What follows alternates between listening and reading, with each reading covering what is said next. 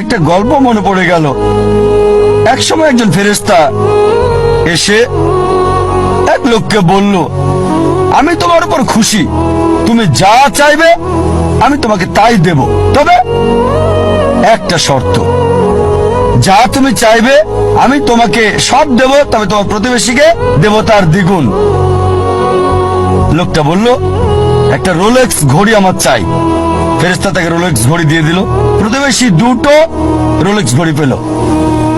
লোকটি বলল, একটা মার্সিডিজ গাড়ি আমার চাই। ফেরেশতা তাকে মার্সিডিজ গাড়ি দিল। প্রতিবেশীকে দুটো মার্সিডিজ দিল। লোকটি বলল, একটা সুন্দর বড় বাংলো চাই। ফেরেশতা তাকে সুন্দর বড় বাংলো দিল। তার প্রতিবেশীকে দেওয়া হলো দুটো সুন্দর বড় বাংলো। লোকটি পরে বলল, দয়া করে আমার শেষ ইচ্ছাটা তুমি পূরণ করে দাও। কি সেটা?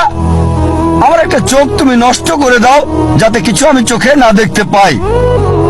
চিন্তা করেন, সে তার নিজের চেয়ে প্রতিবেশীকে নিয়ে বেশি ব্যস্ত। তার জীবন সহজ কিন্তু জটিল সেটা ভাবছে না সে।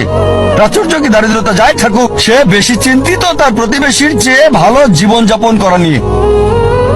এ কারণেই সে ফেরেশতাকে বলল, আমার একটা চোখ নষ্ট করে দাও, যাতে প্রতিবেশীর দুটো চোখই নষ্ট হয়ে যায়। এভাবে আমরা প্রতিবেশী কেন্দ্রিক। নিজে সুখী কিনা ভাবছে না, দেখতে পারবে কিনা সেটা ব্যাপার না।